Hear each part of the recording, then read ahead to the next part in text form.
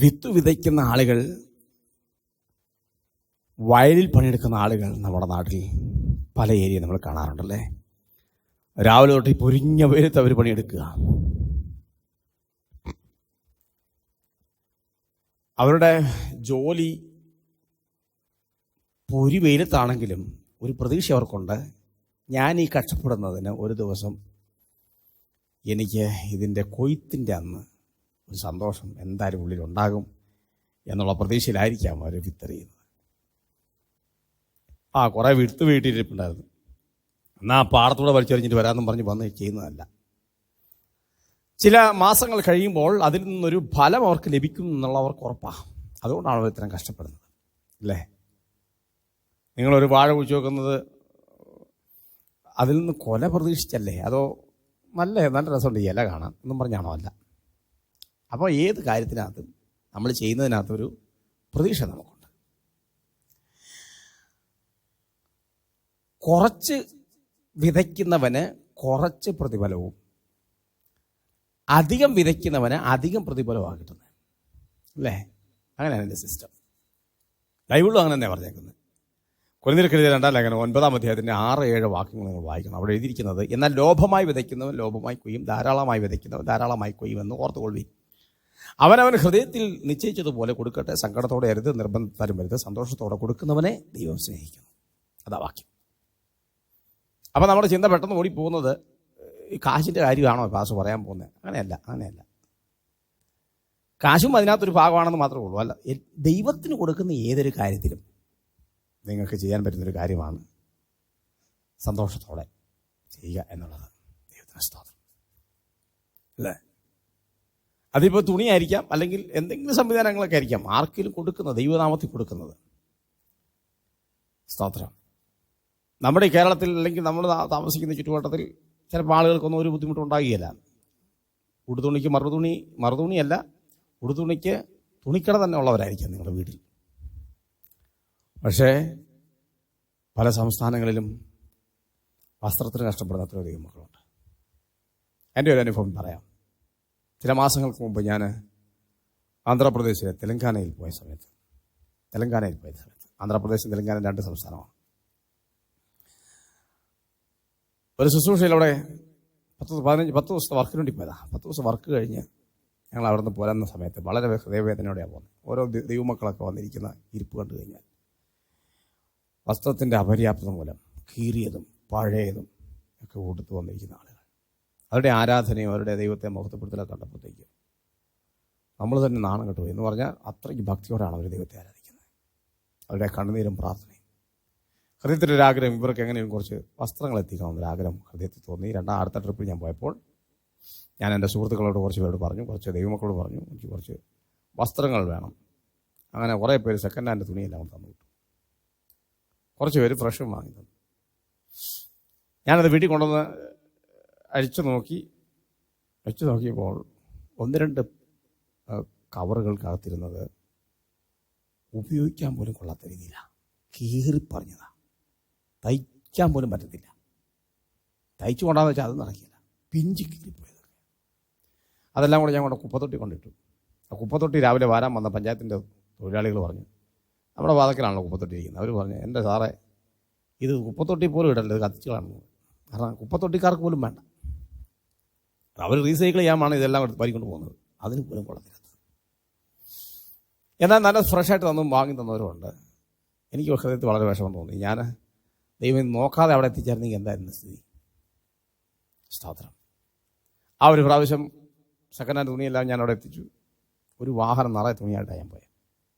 ഇവിടെ ഞങ്ങളുടെ അവിടുത്തെ വില്ലേജ് ഓഫീസിൽ നിന്ന് പേപ്പേഴ്സ്, അതിൻ്റെ കാര്യങ്ങളെല്ലാം വാങ്ങിയ. ചുമ്മാ തുണി അടങ്ങ് പോവല്ല, ഗവൺമെൻറ് പരമായി ചെയ്യേണ്ട കാര്യങ്ങളൊക്കെ ചെയ്തിട്ടാണ് ഞാൻ ആ സാധനം കൊണ്ടുപോയത്. ചില മാസം കഴിഞ്ഞ് വീണ്ടും അടുത്ത ട്രിപ്പ് ഞാൻ പോയി.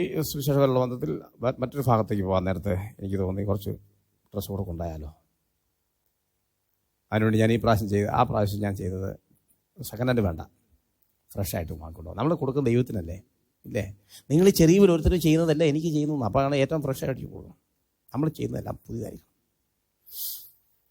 കുറച്ച് പേരോട് പറഞ്ഞു, കുറച്ച് പേര് എനിക്ക് അതിനുള്ള തുണികളെല്ലാം മേടിച്ചു തന്നു. ചില ആളുകൾ ഷർട്ടുകൾ മേടിച്ചു തന്നു, പുതിയ ഷർട്ടുകൾ. ഒരാൾ എനിക്ക് ഒരു 3 വെള്ള ഷർട്ട് മേടിച്ചു തന്നിട്ട് പറഞ്ഞു, വാസ് ചെയ്ത് അവിടുത്തെ ദൈവദാസന്മാർക്ക് കൊടുക്കണം. ഞാൻ അങ്ങനെ തന്നെ അവിടെ എത്തിച്ചു. ആ പ്രവർത്തനത്തിൽ എനിക്ക് വളരെ സന്തോഷം തോന്നി. ഒത്തിരി ആളുകൾ അത് വാങ്ങി കൊണ്ടുപോയി പിറ്റേ ദിവസം മീറ്റിങ്ങിനൊക്കെ ആൾക്കാർ ഇട്ടുകൊണ്ട് വന്നതായെങ്കിൽ എനിക്ക് ഭയങ്കര സന്തോഷം തോന്നി. നമ്മൾ നേരിട്ട് കൊടുക്കുന്ന പരിപാടി അവിടെ ഇല്ല. നമ്മൾ അവിടെ ചെന്ന് അവിടുത്തെ ദൈവദാസനെ ഏൽപ്പിക്കുകയാണ്. അദ്ദേഹമാണ് അത് ഡിസ്ട്രിബ്യൂട്ട് ചെയ്യുന്നത്. അപ്പോൾ ഞാൻ അങ്ങനെ ഒരു മീറ്റിങ്ങിൽ, രാത്രി മീറ്റിങ്ങിൽ പങ്കെടുക്കാൻ നേരത്ത് അവിടെ ഒരു ചെറുപ്പക്കാരനോട് പറയാം, പക്ഷേ ഇതേ ഞങ്ങളുടെ പാസ് ഞങ്ങൾക്ക് മേടിച്ചു തന്നെ ഇന്നലെ. എനിക്കത് കേട്ടപ്പോൾ സന്തോഷം തോന്നി. കാരണം നമ്മൾ കൊണ്ട് കൊടുത്തതെന്ന് അവർ പറഞ്ഞില്ലല്ലോ, അതോർത്ത് നമുക്ക് സന്തോഷം. പൈസലോ അതാണ് ഞങ്ങളുടെ പോളിസി. അതാ സ്വന്തം. എന്തായാലും ഒത്തിരി ആളുകൾ മേടിച്ചു വന്നു. ഒത്തിരി ആളുകൾ. ഞാൻ നിങ്ങളോട് ചോദിക്കട്ടെ, നിങ്ങൾ എത്ര പേർക്ക് മേടിച്ചു കൊടുത്തിട്ടുണ്ട്? ഒരു ഷർട്ടെങ്കിൽ നിങ്ങൾ രക്ഷിക്കപ്പെട്ട് 10 വർഷമായില്ലേ സഹോദരാ? ആ യുവജന മീറ്റിങ്ങിനെല്ലാം പങ്കെടുക്കുന്ന ആളല്ലേ നിങ്ങൾ? നീ ഒരുത്തന് ഒരു ഷർട്ട് മേടിച്ചു കൊടുത്തിട്ടുണ്ടോ? ഒരു പാൻറ്റ്? കേരളത്തിൽ അതിൻ്റെ ആവശ്യമില്ല, ശരിയാണ്. പക്ഷേ മറ്റ് സംസ്ഥാനങ്ങളിൽ സുവിശേഷ വേല ചെയ്യുന്നവർക്ക് വേണ്ടി അവരോട് ചെന്ന് പറഞ്ഞിട്ട്, ദൈവദാസനെ ഇതാ ഒരു ഷർട്ടിൻ്റെ പൈസ അയച്ചാലോ, ആർക്കെങ്കിലും ഒരു ഷർട്ട് മേടിച്ചു കൊടുത്തേക്കണേ, ഒരു സുവിശേഷകന്, ഒരു പാസ്റ്റർക്ക്, ഒരു കൊട, ഒരു കുട്ടിക്ക് ഒരു ബാഗ്, പറ്റുമോ? സ്വാതന്ത്ര്യം. ഫ്രഷ് കൊടുക്കണം. എൻ്റെ വീട്ടിൽ പൂത്ത് ആമേൻ കായ്ച്ചു നിൽക്കുന്ന സാരിയല്ല കൊടുക്കേണ്ടത്. ആമേൻ ഏറ്റവും പുതിയതൊന്ന് കൊടുക്കാൻ പറ്റുമോ? നമ്മളിവിടെ കൊടുക്കുന്നതിന് ഇവിടെ പ്രതിഫലം പ്രതീക്ഷിക്കരുത് കേട്ടോ. ഇവിടെ പ്രതിഫലം പ്രതീക്ഷിക്കരുത്. ഇവിടെ നിങ്ങൾക്ക് വേണ്ടി അവർ പ്രാർത്ഥിക്കും. പ്രതിഫലം നിങ്ങൾക്ക് സ്വർഗ്ഗത്തിൽ കിട്ടും. എനിക്ക് ഞാൻ ഏകദേശം 10 ട്രിപ്പോളം ഞാനിപ്പോൾ ആന്ധ്രാപ്രദേശിൽ പോയി. ഓരോ ട്രിപ്പിലും ഏകദേശം 25,000 രൂപയുള്ള ചിലവേ ഉള്ളൂ. ഏകദേശം സ്തോത്രം 16,000-18,000 രൂപ ടോളടക്കം നമുക്ക് അങ്ങോട്ടും ഇങ്ങോട്ടും യാത്രാക്കൂലി തന്നെ ആകുന്നുണ്ട്. വണ്ടി നമുക്കുള്ളതുകൊണ്ട് വണ്ടി കൊണ്ടുപോകുന്നു. അവസാനത്തെ ട്രിപ്പിലാണല്ലോ എൻ്റെ വണ്ടി പോയത്. കർത്താവ് എനിക്ക് വേറെ പുതിയൊരു വണ്ടി തന്നു. അതും അടവുണ്ട്, കുഴപ്പമൊന്നുമില്ല. അടവൊന്നൊരു വിഷയമില്ല. സുവിശേഷ വിലയില്ല, എന്താ അടവല്ലേ? സ്തോത്രം. അതൊക്കെ ദൈവം അടച്ചു വിട്ടോളൂ. ഓക്കെ. പക്ഷേ ആ യാത്രയ്ക്ക് നമുക്ക് ചിലവ് വരുന്നത് 18,000 രൂപയാണ്. ഈ ഇതടക്കം ടോളടക്കം വരുന്നത്. പിന്നെ നമുക്ക് ചെറിയ ചിലവ് 10 ദിവസം 15 ദിവസം താമസിക്കുമല്ലേ. അവിടെ ഉള്ളവർ നമുക്ക് ഭക്ഷണമൊക്കെ ക്രമീകരിച്ച് തരും. ചില നേരത്തെ ഒരു നേരത്തൊക്കെ ഭക്ഷണം നമുക്ക് കഴിച്ചാൽ മതി. നമ്മൾ വന്നിരിക്കുന്നത് ചാപ്പാട് കഴിക്കാനല്ലല്ലോ, നമ്മൾ വന്നിരിക്കുന്നത് സുവിശേഷ വിലയ്ക്കാണ്. 10 ദിവസം 15 ദിവസം കഷ്ടപ്പെടും. ആളുകൾ രക്ഷിക്കപ്പെടും. അവരെ അവിടുത്തെ നദിയിൽ തന്നെ സ്നാനപ്പെടുത്തി അവിടെയുള്ള സഭകളിൽ കൊടുത്തിട്ട് നമ്മളിലേക്ക് പോരുക. ഓക്കെ. ആരൊക്കെയോ വിതച്ചു, സ്തോത്രം, അതുകൊണ്ട് കൊയ്തു. ഒരു ട്രിപ്പ് ഞാൻ പോകാൻ നേരത്തെ തൃശ്ശൂരിനടുത്തുള്ള പേര് വെളിപ്പെടുത്താൻ ആഗ്രഹിക്കുന്നില്ല അവരാണ് എനിക്ക് ഒരു പ്രാവശ്യത്തേക്കുള്ള വണ്ടിക്കുള്ള എല്ലാ ചിലവും തന്നത്. ആ ട്രിപ്പിൽ പോയി.